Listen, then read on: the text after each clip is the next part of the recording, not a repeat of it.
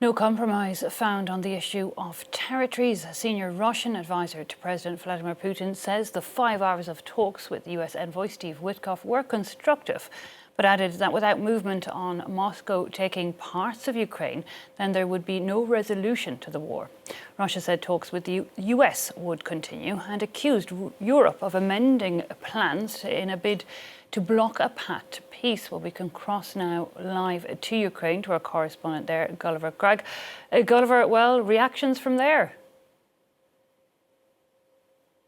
Well, it's a bit early in the morning to have all that many reactions, but I think this is exactly what Ukraine expected. Vladimir Putin rejected the amended plans that the American delegation presented to him after their talks with the Ukrainians and the Europeans. At least that's as much as we can infer from what we know. They did talk for 5 hours, and we don't really know what the content of that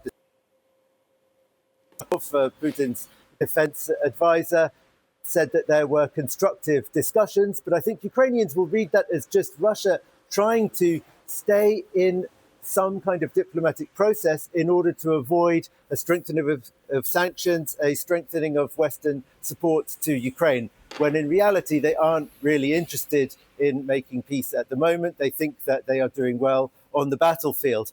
Oleksiy Panich, though, Ukrainian philosopher, this is the one reaction that I've seen this morning. He wrote on Facebook that he thinks that Vladimir Putin's very aggressive declarations yesterday about Russia being ready for war with Europe and the fact that he made the US delegation wait for 2.5 hours, apparently in order to show his strength, that's his tactic that he often uses, is actually a sign of weakness, a sign that the Russians are scared and want to seem all the more ferocious because, in fact, they're worried about how long their economy and their population can keep up this extremely intense war effort with huge losses that are being inflicted on Russia every day. But that may be an optimistic take.